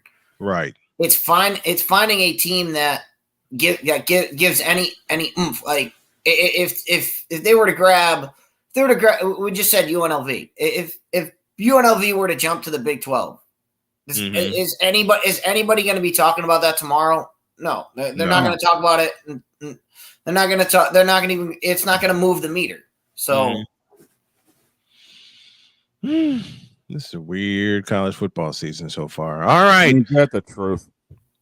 All right, it's time for us to do some college football picks. I believe Shane has all the picks available. The spreads. Here's what's going to happen. Shane will read the game, the spread, and we will make our pick from there. So Shane, take off. Of course, all these predictions are made to you guys courtesy of BetUS, where the games begin. Let's start down in Kansas State, hosting number 20 Oklahoma State. Kansas is favored 4.5. Over under is 55.5.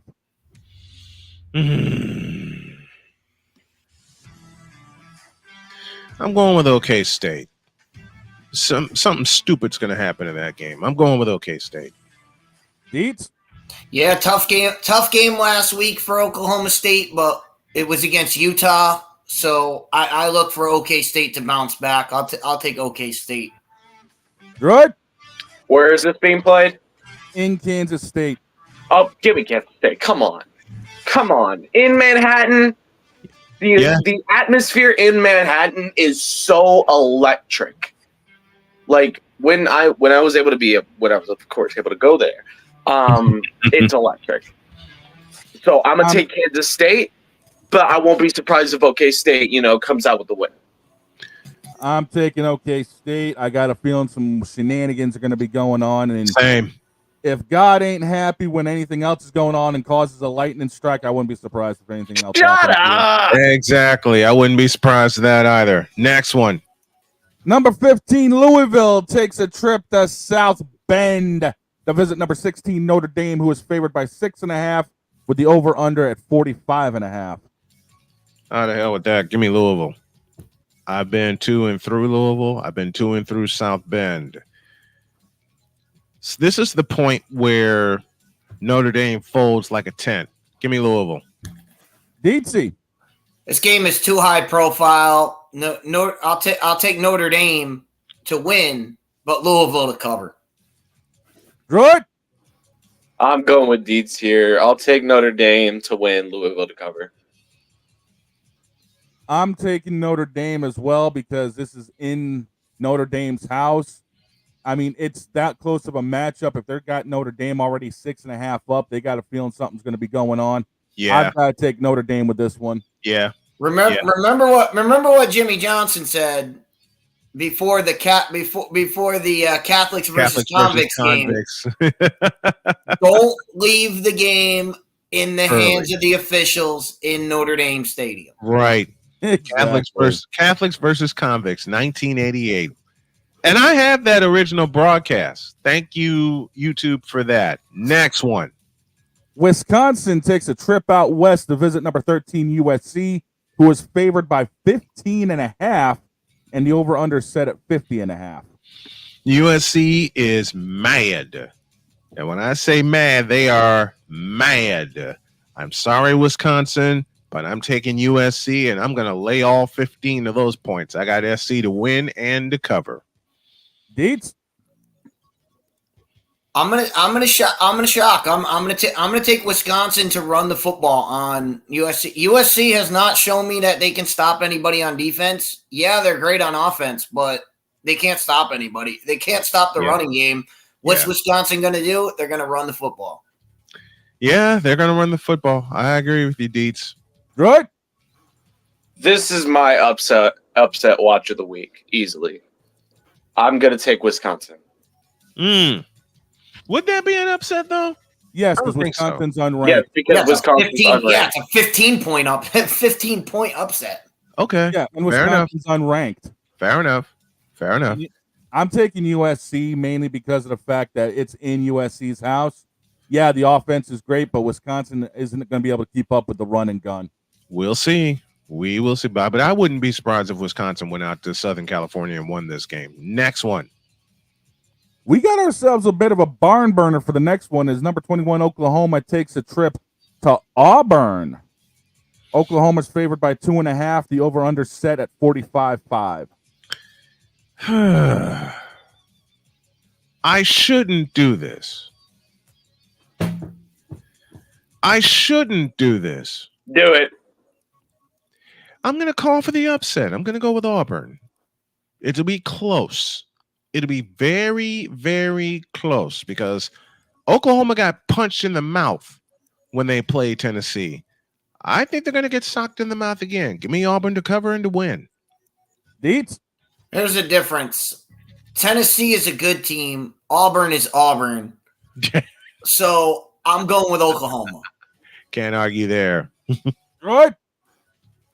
The way Auburn can't play a first half to save their life. I mean, look at the first half against the Lobos. Yes. As a prime example, I'm taking OU every day of the week. I got Oklahoma winning this one, but it's a dogfight. Yeah, it's just some reason it's going to be a dogfight in Auburn. Next one. Number 3, the Ohio State takes a trip to Michigan to face Michigan State. Oklahoma's favored by, oh dear God, let's just say a country mile. Mm-hmm. In all actuality, it's 23.5, and the over-under is 48.5. I'm taking Ohio State to cover and to win handily in Spartan country. Dietz? What'd you say the over-under was there? 48.5? 48.5. Ohio is favored by 23.5. Ohio State wins, but take the under. Okay. Because Ohio State wins 47-0. That's how bad Michigan State is right now. Oh, 47-0. I don't even need to say much. It's like, how in the world can you even take Michigan State in this one? Like, yes, they beat Maryland, but they also lost to Boston College. Yes. They are 1-1 in conference play. Actually, no, that's one. They're 1-0 in conference play, but they're 2-1 outside of conference. So it makes we haven't seen enough of Michigan State in their conference play. Mm-hmm. You could say the same thing about Ohio State, but Ohio State's Ohio State. Come on, man. True. I'm taking Ohio State. Like, why are we? Do I have to? I'll make it unanimous, and we can carry on. Next one. Arizona takes a trip to number 10 Utah. Utah's favored by 11. The over/under 48.5. Utah's favored by how much? 11. Again, Utah's favored by how much? 11. You know, and I believed in Arizona once upon a time this year. Not anymore. And it's in Salt Lake City? No way. Yep. Give me Utah. I'm laying the points. Utah to cover and to win. Dietz? Utah, the best story this year in college football. Cam Rising at quarterback. Yep. I'll take Utah all day. Droid.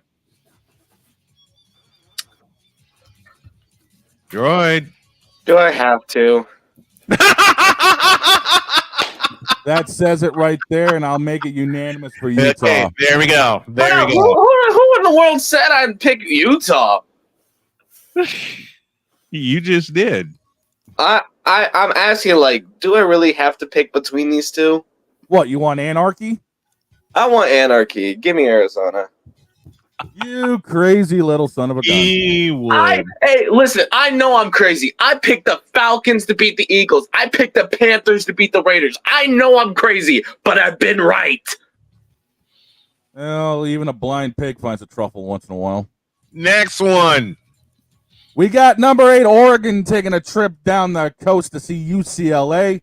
Oregon's favored by, well, I'd set a country mile for Ohio. It's A1A for Oregon. Technically 24.5.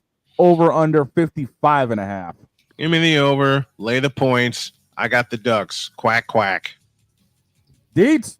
Yeah, way too much firepower in Oregon. They're clicking on all cylinders. UCLA is UCLA right now. It's sad what's happening in Los Angeles. Yep. Good. Just based on history, like, you look back at Oregon's matches against UCLA, the last 3 times they played, Oregon's 3-0, so I'm take Oregon. Yeah, I'll make it unanimous for the Ducks, and something tells me they'll have some weird uniforms to wear and somehow still win with them. Of course. It's Oregon. Of course. I'm calling Oregon wearing the All Blacks. Snowman, the game you pointed out to me, number 19, Illinois, taking a trip to number 9, Penn State, who is favored by 17.5, and the over-under sitting at 47.5. I'll take Penn State in a close one. Remember the last time these two got together? It went many overtimes, and Illinois wound up winning. For some stupid reason, I don't call overtime, but it's going to be a weird game between these two again. I'll take Penn State, but they will not cover. Illinois will cover. Dietz? Wasn't this the game that went to like 6 different overtime? Like 9 of them. That went ridiculous. That was just ridiculously back and forth. Yes. I remember that one year. That's what happened. Look, Penn State. I still don't know why they're there. I still don't know why they're so high ranked. I watched them play once this year. I was not impressed with them. They have Singleton, who is a great running back, but outside of that, I haven't seen much from their wide receivers. I haven't seen much from their quarterback play. And this is a huge year for James Franklin. James Franklin, take out the Saquon Barkley year. What big game has Penn State won? Every big game they seem to fold, whether it's Iowa, whether it's Ohio State, Michigan. At some point, James Franklin's going to have to win one of these big games. I don't think it's going to be this weekend. I think Illinois wins it. Wouldn't be surprised. Good. Give me the Nittany Lions. Move on. I got Illinois with the upset, and we got one more game, and that's the creme de la creme game of the week for you, Snowman. Number 2, Georgia on the road. The number 4, Alabama. Georgia's favored by 2.5. The over-under set at 48.5. Take the over. Give me the dogs. And I say they cover. And we got about 1 minute left. Georgia is just understand that statement. Georgia is favored heading into Tuscaloosa. How many times have we said that about an Alabama game? That tells you all you need to know. True. But I'm sticking with Jalen Milroe. I'm sticking with Alabama. I'm going to take Alabama at home. Good. I will say a name. A name of a specific analyst. And that will tell you how my thought process went with this. Being? Pat McAfee. You son of a bitch! I was going to go there! Oh, boy. All right, we got to go. Dietz, thanks a lot, man. Appreciate you. Always a pleasure, guys. Passionate. Come after me. I'm a man. I'm 40. Unflinching. Let's go back to losing. Parking was easier. Unrelenting. They're not going to keep him off the field tonight. Totally. This one has a chance. DIETZ.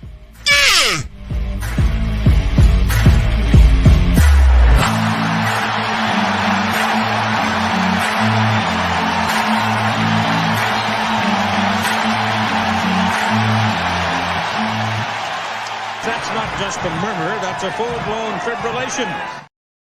Have a great day. God bless. Remember to make your next move your best move. And always remember, if your dreams don't scare you, they're simply not big enough. Dream big, do bigger. We are, and we hope you all are too. See you tomorrow.